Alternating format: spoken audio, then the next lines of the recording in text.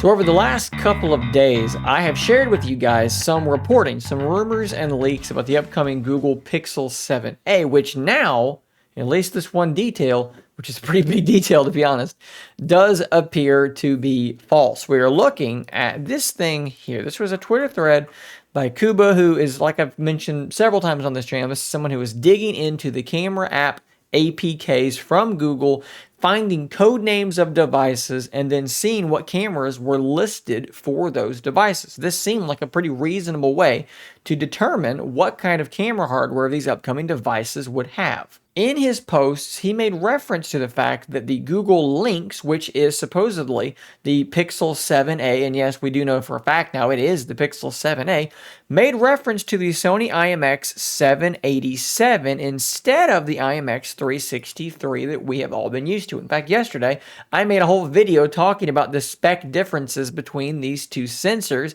comparing this to the Pixel 7 as well, and it turns out that that might not actually be accurate. The 787 might not really be the sensor that is in the Pixel 7a. Now, at first I thought maybe it's possible that Google was pulling a fast one on Kuba here and putting some false information in these APKs to mess with them, but then I thought, it doesn't really make sense. Why would you try and trick people into thinking your upcoming device has better hardware than it does? That's only going to stand to hurt you at the end of the day. How do we now know, or at least we're quite sure at this point, that it does not have that 64 megapixel IMX 787 and is in fact still using a 12 megapixel sensor?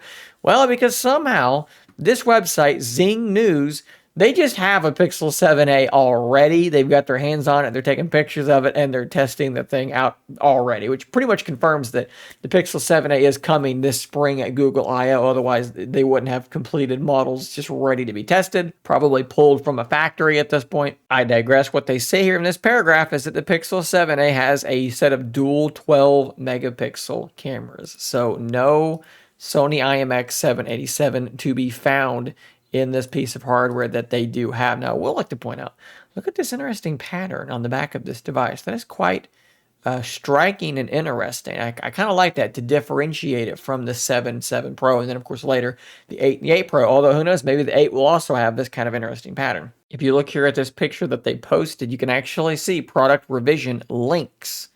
So we had the code name right, but the specs in the camera app, for whatever reason, were wrong. Now, the rest of the reporting seems to be pretty well accurate, right? I think that they did mention a 90 hertz display, Android 13, 8 gigs of DDR5 RAM, 128 storage. Most of the other stuff was bang on accurate, but for whatever reason, that camera sensor was wrong. So I must apologize for bringing that reporting to you, even though I felt quite confident in it based on the track record of that particular leaker and the source.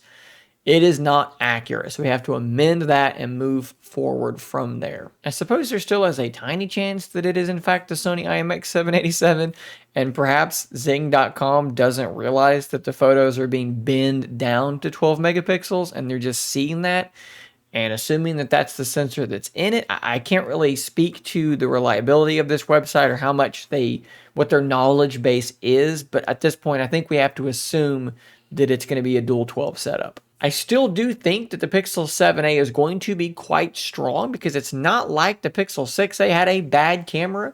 One of the biggest tech YouTubers to ever exist, MKBHD, did his very large blind camera test, and the Pixel 6a won that camera test. More people preferred its photos than any other. So keeping that same sensor isn't necessarily the end of the world. It's still going to take really great photos. It's still going to fix the problems that the 6a actually had, right? It's going to have the newer processor.